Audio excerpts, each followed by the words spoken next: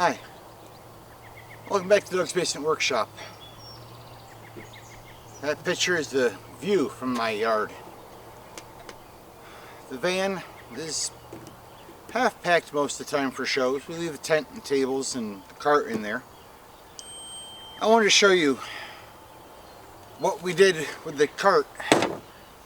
For the first week, we put this little piece of chain here to attach our bungee strap to. And we hook the chain to the thing and we wrap it around.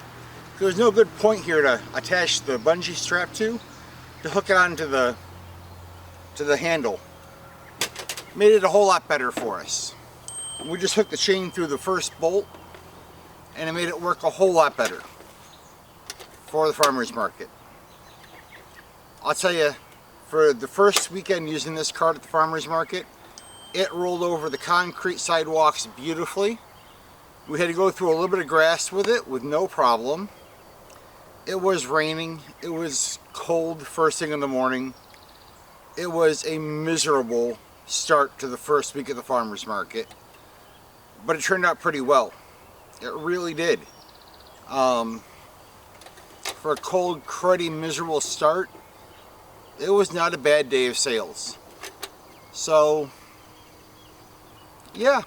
I would have to say the cart did well, even in pretty adverse conditions. So, chain definitely made it a whole lot better for us. There's a bee buzzing me in the face. So, chain, big difference. Made it a whole lot easier to hook it on there. Might want to think about that is a way to bungee your stuff on. If you're doing this and you find another method besides a piece of chain on the bottom or rope on the bottom, let me know what your method is for hooking or bungeeing your stuff onto the cart. Because, well, the chain is kind of nice. It doesn't drag. We got it nice and tight. If there's another way, I'd like to hear some other ideas on this one. Alright, I'm going to go put this away and I'll be right back.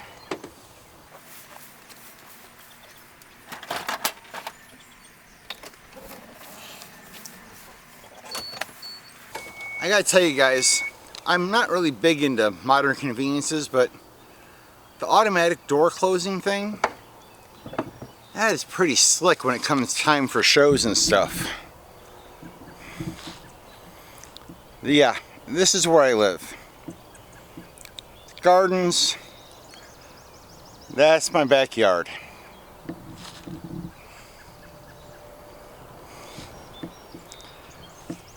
That's the barn. That's the house there. You can't really see it. Across the street's more grapes. It's tough living out here, I'll tell you. Really tough. Let's see. Back over there somewhere is the gazebo where I hang out and watch the sunset all the time. Someone's texting me like crazy tonight. Man. I know, we don't usually do this walking vloggy thing. Yes, I really do have a garden beds there. Some water collection. Little building out there is where all the gas and flammable stuff. It's really a bad idea to keep that stuff in your barn. So, farmer's market went pretty well. It did.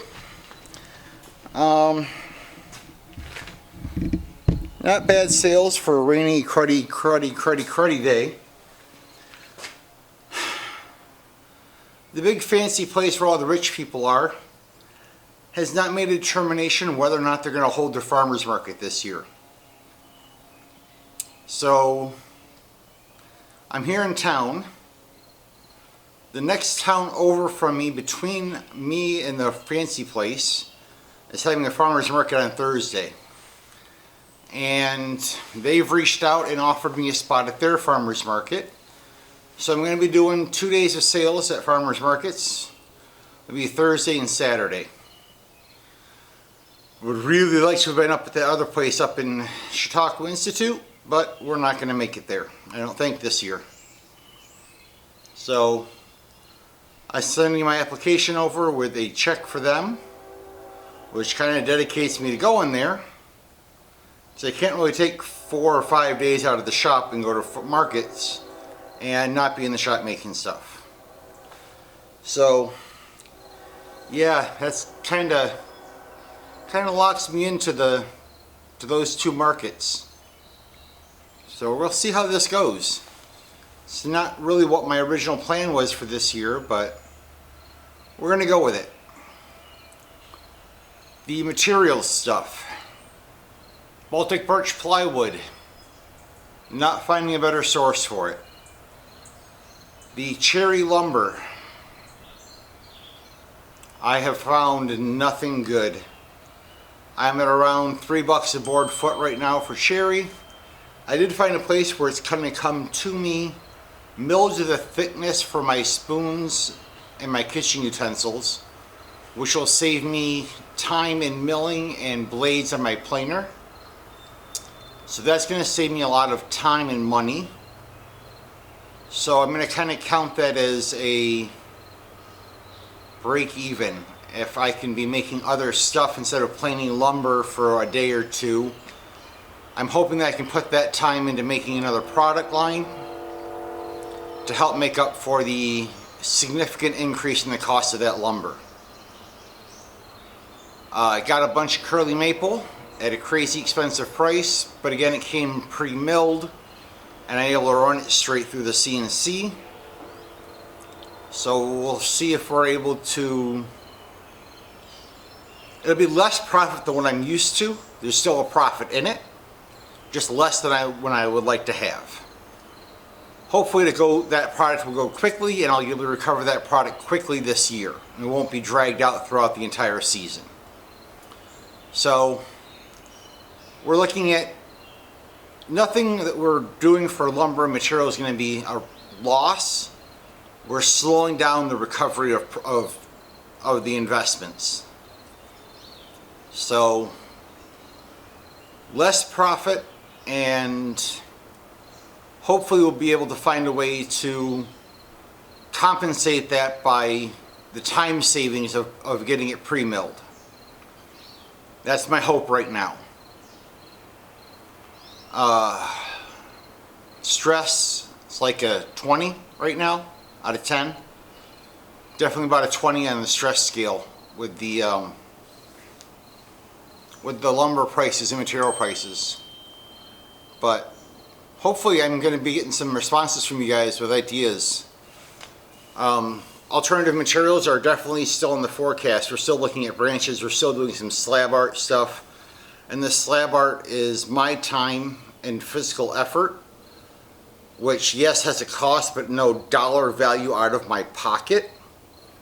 And for the moment I will take my sweat equity and not my dollars out of my pocket as a win. Mostly because I need dollars not going out of my pocket, and my sweat equity I am willing to sacrifice a little bit of to keep some dollars in my pocket. Branch slices, I did a video on the chop saw stuff. I think it comes out this weekend, a day or 2 after this video, so that'll be up in the future. It's an alternative materials chop saw video if you're looking for it. It's under Glowforge. So, you know, we got that going for us. We're looking at the alternative materials for the laser. We might be doing some of the slab pieces in the CNC machine, doing some 3D carving and modeling. If we can get the CNC machine far enough ahead on spoons and scrapers that we can sacrifice time for some 3D carving on the CNC machine. I got to get some amplifiers done, and I think I can only do a couple amplifiers a day. So I've been doing hard on the CNC machine with spoons and scrapers. I'd like to get really far ahead on having stuff cut so that it's just the sanding and carving that has to be done. If I get a pile of stuff cut, I can then dedicate the CNC to doing other profitable projects, and I'm not worried about having the CNC available for the spoons on a weekly basis. So hopefully I can get far enough ahead on these other projects that I can then sacrifice the CNC machine to doing other profitable projects. that's kind of my goal at the moment. I'd like to dedicate the CNC for the next week to getting blanks made, and then I can dedicate it to another project of profitable interest for me. So it's kind of where we are. I would like to talk soon about the show tote, what goes into what I call my show tote, which is my bin full of products that are used for setting up my tent, selling at the tent, selling at the market. Alright, my camera says that I've been babbling for way too long, so I'm going to cut myself off here. We'll talk about show tote, what I call my show tote, on the next video, and I will talk to you guys in a week, and we will discuss what happened next week. And hopefully next week we'll be talking about 2 different markets, and I'll be telling you how awesome it was, and I'll be telling you that I'm not keeping up with spoon production because I'm selling way too many. Alright guys, have a good week. I'll talk to you next week on Farmers Market Review.